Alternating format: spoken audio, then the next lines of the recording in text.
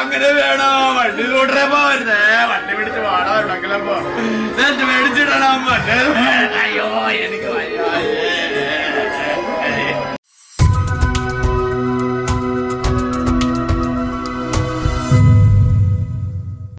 ബൈജു രാജു എന്ന പ്രിയപ്പെട്ട സഹോദരൻ ഇപ്പോൾ ജീവിച്ചിരിപ്പില്ല. പക്ഷേ അദ്ദേഹത്തിന്റെ കുടുംബം ഈ നാട്ടിൽ ജീവിച്ചിരിപ്പുണ്ട്. ബൈജു രാജുവിന് വേണ്ടിയിട്ട് എനിക്ക് സംസാരിക്കാൻ പറ്റിയില്ല എങ്കിൽ ഞാൻ ഈ പണി രാജിവെച്ച് പോകുന്നതാണ് നല്ലത്. കാരണം ആ മനുഷ്യൻ മരിച്ചിട്ട് പോലും അയാളെ വെറുതെ വിടുന്നില്ല. എന്താണ് കാരണമെന്നറിയോ? പുരുഷനായതുകൊണ്ട് മാത്രമാണ് ആ മനുഷ്യനെ ചില ആളുകൾ വേട്ടയാടുന്നത്. ടോക്സിക് റിലേഷൻഷിപ്പിന്റെ അപ്പോസ്തലൻ, സംശയരോഗി, പൊസസീവ്നെസിന്റെ അഗ്രസ് ലെവലിലുള്ള പുരുഷ മേധാവി, പുരുഷാധിപത്യത്തിന്റെ പച്ചയായ ഒരു രീതിയാണ് അയാളുടെ സംസാരത്തിൽ നിന്ന് എനിക്ക് കാണാൻ വേണ്ടിയിട്ട് പറ്റിയത് എന്ന് പറയുന്ന ചില സ്ത്രീകളുണ്ട്. അവരോടാണ് പറയാനുള്ളത്, നിങ്ങളുടെ ഭർത്താവ് അതല്ല എങ്കിൽ നിങ്ങളുടെ പങ്കാളി വേറെ ഏതെങ്കിലും ഒരു സ്ത്രീയുടെ കൂടെ കിടന്നു എന്നറിഞ്ഞു കഴിഞ്ഞാൽ ആ സമയം ഇല്ലാതാകും.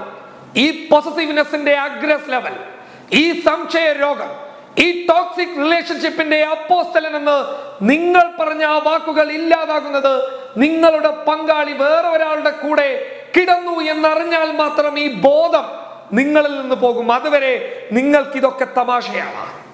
ആ മനുഷ്യൻ കേവലം തന്റെ ഭാര്യ ഒരു അവിഹിതത്തിൽ ഏർപ്പെട്ടു എന്നതിന്റെ പേരിലല്ല ആത്മഹത്യ ചെയ്തത്.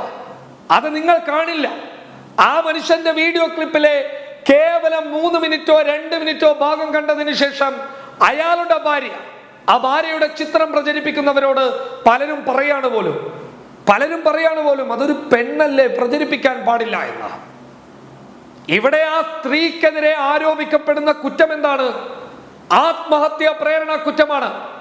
ഇതൊരു പുരുഷന് നേരെയായിരുന്നുവെങ്കിലോ അവന്റെ അച്ഛൻ, അവന്റെ അമ്മ, അവന്റെ അഡ്രസ്സ്, അവന്റെ അയൽപക്കത്തുള്ള മൊത്തം ആളുകളുടെ അഡ്രസ്സും പറയുന്നതോടൊപ്പം തന്നെ അവൻ ഇന്നേ വരെ ഫേസ്ബുക്കിലും സോഷ്യൽ മീഡിയയിലും പങ്കുവെച്ചിട്ടുള്ള എല്ലാ ചിത്രങ്ങളും എടുത്ത് സോഷ്യൽ മീഡിയയിൽ ഇങ്ങനെ നിറച്ചു വെച്ച് പറയുമായിരുന്നു, ദാ ഈ ക്രൂരനായ മനുഷ്യനെതിരെ പ്രതികരിക്കൂ, ജസ്റ്റിസ് ഫോർ, ഇവനെ ഇല്ലാതാക്കൂ, ഇവനെ കൊന്നുകളയൂ എന്ന് വരെ പറയുന്ന ഒരു സമൂഹം ഉണ്ടാകുമ്പോൾ സ്ത്രീ എന്ന് പറയുന്ന ഒറ്റ ലേബൽ ഉണ്ട് എങ്കിൽ ഇവിടെ എന്തുമാകാം എന്നുള്ള ഒരു ധാർഷ്ട്യ ബോധം വളർന്നു വരികയാണ്. ഇതല്ല വേണ്ടത്. നീതി എല്ലാവർക്കും തുല്യമാകണം. അയാളുടെ 5.54 സെക്കൻഡിൽ അയാൾ ആ വീഡിയോയിലൂടെ കൃത്യമായി പറയുന്നുണ്ട്, അയാൾക്ക് ഏറ്റവും വലിയ ദുഃഖമുണ്ടായത് തന്റെ ഭാര്യ ചതിച്ചു പോയത് കൊണ്ടൊന്നുമല്ല, തന്റെ ഭാര്യ ഏതെങ്കിലും ഒരുത്തന്റെ കൂടെ കിടന്നത് കൊണ്ടൊന്നുമല്ല, ദുഃഖമുണ്ട്. പക്ഷെ അയാൾ ആ വീഡിയോയിലൂടെ പറയുന്നുണ്ട്, എന്റെ മകൾ എന്നാണ് പറയുന്നത്. എന്റെ മകൾ, ആ മകൾ എന്റെ എല്ലാമായിരുന്നു എന്നുള്ളതാണ്. ഇത് ഞാൻ വെറുതെ എടുത്തു പറയുന്ന കാര്യമൊന്നുമല്ല. നമുക്ക് ആദ്യം അത് കാണാം. ദൈവം എന്നെ കാണിച്ചു തന്നെങ്കിലും ഞാൻ അന്ന് അവന്റെ വീട്ടിൽ ചെന്ന് വഴക്ക് ഉണ്ടാക്കിയെങ്കിലും ഞാൻ എന്തോ ചെയ്യണമെന്ന് ആലോചിക്കുമായിരുന്നു. ഞാനൊരു സെൽഫായിട്ട് ആലോചിക്കണം, ഞാനൊരു സെൽഫായിട്ട് ചിന്തിക്കണം, അതേ ഒരു ഹസ്ബൻഡായിട്ട് ചിന്തിക്കണം. ഞാനത് ചിന്തിച്ചില്ല. ഞാൻ ആ സമയത്ത് ചിന്തിച്ച് ഒരു അപ്പനായിട്ട എന്റെ മോളുടെ ജീവിതം എന്തോ ആകുമെന്ന്. എന്താണ് പറഞ്ഞ, എന്റെ അവൾക്ക് ഒരു അപ്പനെ വേണം, അവളെ കൂടെ നിൽക്കാൻ ഒരു അപ്പനെ വേണം. ഞാനൊരു അപ്പനായിട്ട് ചിന്തിച്ചു പോയി. അതുകൊണ്ട് എന്തോ ആയി. ഇവളും ഇവളുടെ ആങ്ങളെയും ഇവരുടെ വീട്ടുകാര് തമ്മിൽ ഗൂഢാലോചന ചെയ്ത് ഫേക്ക് ആലിഗേഷൻ വെച്ചിട്ട് കേസ് ഉണ്ടാക്കി എന്റെ മോളെ എന്നോട് മാറ്റി.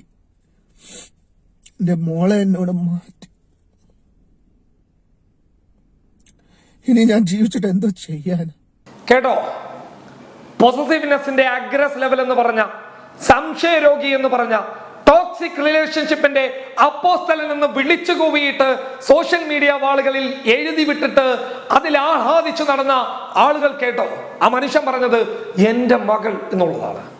എന്റെ മോളെ, എന്റെ മകളെ, എന്റെ രക്തത്തെ എന്നിൽ നിന്ന് മാറ്റി നിർത്തിയപ്പോൾ, എന്നിൽ നിന്ന് വലിച്ചു കൊണ്ടുപോയപ്പോൾ, ഇത്രയൊക്കെ ചെയ്തിട്ടും, ഇത്രയൊക്കെയുള്ള രീതിയിൽ ഞാൻ ആ കുടുംബത്തെ സഹായിച്ചിട്ടും എനിക്കെതിരെ ഫേക്ക് അലിഗേഷൻ ഉണ്ടാക്കിയിട്ട് എന്റെ രക്തത്തെ എന്നിൽ നിന്ന് മാറ്റി നിർത്തിയപ്പോൾ അതെനിക്ക് സഹിക്കാൻ പറ്റിയില്ല എന്നാണ് പറയുന്നത്. ആ മനുഷ്യന്റെ സോഷ്യൽ മീഡിയ വാളുകൾ കാണൂ, സോഷ്യൽ മീഡിയ അക്കൗണ്ടുകൾ കാണൂ. അയാളുടെ സോഷ്യൽ മീഡിയ അക്കൗണ്ടുകളിൽ അയാളുടെ എല്ലാമായിട്ടുള്ള അയാളുടെ മകളുടെ ചിത്രങ്ങളുണ്ട്, അയാളുടെ മകളുമായിട്ടുള്ള വീഡിയോസ് ഉണ്ട്. അയാൾക്ക് എല്ലാമായിരുന്ന അയാളുടെ മകളെയും അയാളിൽ നിന്ന് വേർപ്പെടുത്തി പോയപ്പോൾ അയാൾ തകർന്നു പോയടോ. ഒരു മനുഷ്യൻ തകരും. മനുഷ്യത്വമുള്ള, സ്നേഹമുള്ള, ആത്മബന്ധത്തിന്റെ വിലയറിയുന്ന ഒരു മനുഷ്യൻ തകർന്നു പോകും. ആരായാലും തകർന്നു പോകും. ആ തകർച്ചയിൽ നിന്ന് അദ്ദേഹത്തിന് കരകയറാൻ പറ്റാതെ വന്നപ്പോഴാണ് ആ മനുഷ്യൻ തൂക്കുകയറിലേക്ക് പോയത്. അയാൾ തൂങ്ങിച്ചാകാൻ വേണ്ടിയിട്ട് പോയത് അതുകൊണ്ടാ, വേറൊന്നും കൊണ്ടല്ല. അയാൾക്ക് ഇവിടെ ജീവിക്കാൻ അയാളുടെ കയ്യിൽ പണമില്ലേ? അയാൾക്ക് ഇവിടെ ജീവിക്കാൻ അയാളുടെ കയ്യിൽ സ്വത്തുക്കളില്ലേ? അയാൾക്ക് വേറൊരു സ്ത്രീയെ കല്യാണം കഴിച്ചിട്ട് അതിൽ മക്കളുണ്ടാക്കിയിട്ട് അയാൾക്ക് പോകാമായിരുന്നില്ലേ? പക്ഷേ അയാൾക്കൊരു ബന്ധമുണ്ടായിരുന്നു. സ്നേഹത്തിന്റെ, സന്തോഷത്തിന്റെ, സമാധാനത്തിന്റെ, തൻ്റെതാണെന്ന് ചെറുപ്പം മുതൽ കരുതിയിട്ടുള്ള ഒരു മകൾ തന്നിൽ നിന്ന് വേർപ്പെടുത്തിയിട്ട് മറ്റൊരാളിലേക്ക് പോകുമ്പോഴുണ്ടാകുന്ന ഒരച്ഛന്റെ രോദന, അത് തന്നെയാണ് കാണാൻ വേണ്ടി സാധിച്ചത്. ഒരച്ഛന്റെ വിഷമം. അവിടെയാണ് ആ മനുഷ്യനെ ടോക്സിക് റിലേഷൻ എന്ന് പറഞ്ഞുകൊണ്ട് അവഹേളിക്കുന്നത്. അതേടോ, പുരുഷൻ ഇവിടെ മരിച്ചു വീണ് ചത്ത് എന്ത് ചെയ്തു കഴിഞ്ഞാൽ, അവൻ ഇനി ചീഞ്ഞു നാറിക്കഴിഞ്ഞാലും പറയുന്നത് ഇത് പുരുഷനല്ലേ എന്നുള്ളതാണ്.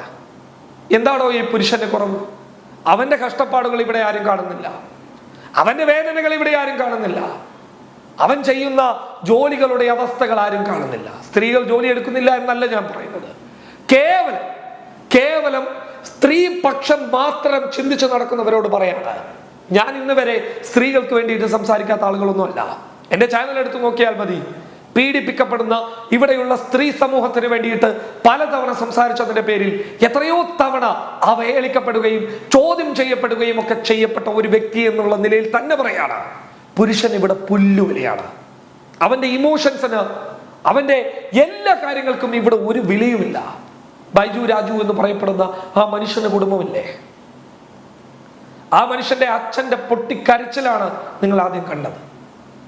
ആ മനുഷ്യന്റെ അച്ഛന്റെ പൊട്ടിക്കരച്ചിൽ. അയാൾക്ക് കുടുംബമില്ലേ? അയാളുടെ കുടുംബത്തിന് വികാരമില്ലേ? എന്തിനാ സ്ത്രീ എന്നുള്ള പരിഗണന വെച്ച് മാത്രം ബ്ലർ ചെയ്യപ്പെടുന്നു? ആ പരിഗണനയൊന്നും കൊടുക്കേണ്ടതില്ല. ആത്മഹത്യാ പ്രേരണ കുറ്റം പ്രകാരം കേസെടുക്കണം. 306 498 ഒക്കെ ഇവിടെ പുരുഷന്, സ്ത്രീക്ക് മാത്രമായി മാറിയിരിക്കുകയാണ്. പുരുഷന് ഇവിടെ ഒരു ആനുകൂല്യമില്ല. പുരുഷനെ തെറി വിളിച്ചാൽ ഇവിടെ നോൺ ബൈലബിൾ ഒഫൻസിൽ പോയിട്ട് ബൈലബിൾ ഒഫൻസിൽ കേസെടുക്കാൻ പോലും വകുപ്പുകളില്ല. ഇല്ല, ഒരു യാഥാർത്ഥ്യമാണ്. പുരുഷനെ അവഹേളിച്ചു കഴിഞ്ഞാൽ ഡിഫോമേഷന് പോകണം. സ്ത്രീയെ അവഹേളിച്ചു കഴിഞ്ഞാൽ നോൺ ബൈലബിളിൽ സെക്ഷൻ എടുക്കാനുള്ള IPC വകുപ്പുകൾ ഇവിടെയുണ്ട്. അതാണ് പറഞ്ഞത്, പുരുഷൻ ഇവിടെ നാറിയ വിലയാണ്. ബൈജു രാജു എന്ന് പറയപ്പെടുന്ന പ്രിയപ്പെട്ട സഹോദരന്റെ കൂടെ നിന്നില്ല എങ്കിലും മോശമില്ല. പക്ഷെ ആ മനുഷ്യനെ മോശമാക്കി മാറ്റരുത്, ആ മനുഷ്യനെ മോശമാക്കി കളയരുത്. അയാളുടെ ഭാര്യയുടെ അവീതത്തെ കുറിച്ചിട്ട് പറഞ്ഞത് അവസാന ഘട്ടത്തിലാണ്, ഏറ്റവും അവസാന ഘട്ടത്തിലാണ് അയാളുടെ ഭാര്യയുടെ അവീത ബന്ധത്തെ കുറിച്ചിട്ട് പറഞ്ഞത്. അയാൾക്ക് എപ്പോഴേ ഇത് സോഷ്യൽ മീഡിയയിൽ വിടാമായിരുന്നില്ലേ? അയാൾക്ക് എപ്പോഴേ ഇത് പ്രചരിപ്പിച്ചിട്ട് ഭാര്യയുടെ എല്ലാ നിലയും വിലയും കളയാമായിരുന്നില്ലേ? പക്ഷെ അയാൾ അതൊന്നും ചെയ്തില്ല. അയാളുടെ മകളെയും കൂടി, ജീവന്റെ ജീവനായിട്ടുള്ള മകളെയും കൂടി അയാളിൽ നിന്ന് വേർപ്പെടുത്തിയപ്പോൾ ആ മനുഷ്യന് നൊന്തു. മനുഷ്യനാണ്, മനുഷ്യന് വേദനിച്ചു കഴിഞ്ഞാൽ ഇതൊക്കെ ഞാൻ പറയുമ്പോൾ നിങ്ങൾക്ക് ചിലപ്പോൾ തോന്നിക്കൊള്ളണമെന്നില്ല. അനുഭവിക്കുമ്പോൾ മാത്രം വരും. അനുഭവിക്കുമ്പോൾ മാത്രം. ആ മനുഷ്യനെ വേദനിപ്പിക്കരുത്, അവരുടെ കുടുംബത്തെ വേദനിപ്പിക്കരുത്. അവരിനിയെങ്കിലും ഇത്തിരിയെങ്കിലും ആ മകന്റെ അല്ലെങ്കിൽ ആ സഹോദരന്റെ വേർപാടിൽ ഇത്തിരിയെങ്കിലും നൊന്ത് സമാധാനത്തോടെ അവരതിലേക്ക് ലയിച്ച് നിൽക്കട്ടെ. അവരെ വിട്ടേക്കുക, ആ കുടുംബത്തെ വിട്ടേക്കുക. News desk public Kerala.